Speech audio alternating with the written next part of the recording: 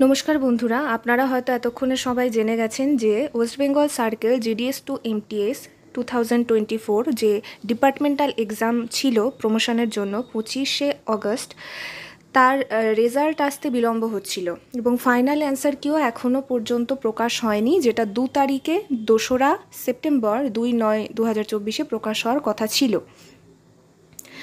এবং আগামী 11 তারিখে টেস্টের জন্য শর্টলিস্টেড ক্যান্ডিডেটদের নামও প্রকাশ করার কথা, কিন্তু এখনও পর্যন্ত সেটার কোনো খবর নেই।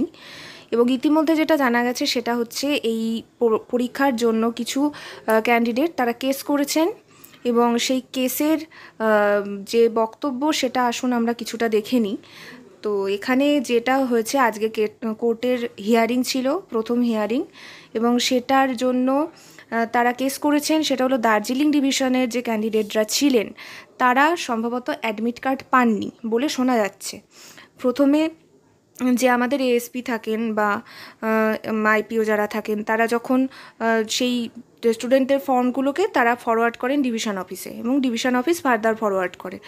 এবার ডিভিশন অফিস থেকে নাকি ফর্মগুলো আর ফরওয়ার্ড করা হয়নি এবং যার দরুন সেই ডিভিশনের ক্যান্ডিডেটরা দার্জিলিং ডিভিশন সম্ভবত, এবং তারা কোনো অ্যাডমিট কার্ড পাননি।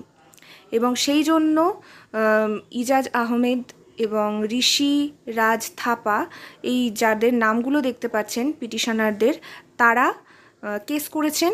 এবং যেটা লাস্ট জানা যাচ্ছে যে পরবর্তী হিয়ারিংয়ের ডেট দেওয়া হয়েছে 7/11/2024, 7ই নভেম্বর 2024 তারিখে। এবার এটা এখনও পর্যন্ত কোনো খবর নেই আমার কাছে যে রেজাল্ট ততদিন পর্যন্ত আটকে থাকবে কি না, বা রেজাল্ট এর মধ্যে বের করা হবে বা ফাইনাল অ্যান্সার কি দেবে কিনা, এর পর্যন্ত কোনো খবর আমি পাইনি। তো সে বিষয়ে আমি কিছু বলতে পারবো না। শুধু কোর্ট কেস হয়েছে এবং সত্যি এটা জেনুইন খবর, এটুকু আপনাদেরকে বলতে পারি। যদি 11 তারিখ বা এই সপ্তাহতেই ধরলাম 17 তারিখে টেস্ট পরীক্ষা হওয়ার কথা, যদি এই উইকের মধ্যে কোনো শর্টলিস্টেড ক্যান্ডিডেটদের নাম প্রকাশ না হয়, তাহলে বুঝতে হবে যে আপনাদের রেজাল্ট আসতে সত্যিই দেরি হবে। এবং সেক্ষেত্রে ধরে নেওয়া যেতে পারে যে পরবর্তী হিয়ারিংয়ের ডেট পর্যন্ত আমাদের অপেক্ষা করতে হবে রেজাল্টের জন্য। তবে এটাও ঠিক যে ফাইনাল অ্যান্সার কি হতে পারে এর মধ্যে প্রকাশ পেলেও পেতে পারে, কিন্তু রেজাল্ট আসতে দেরি হবে। আপাতত এটুকুই খবর আমার কাছে আছে। আপনারা যদি কেউ এর থেকে বেশি কোনো খবর পেয়ে থাকেন আমাদের কমেন্ট বক্সে অবশ্যই জানাবেন।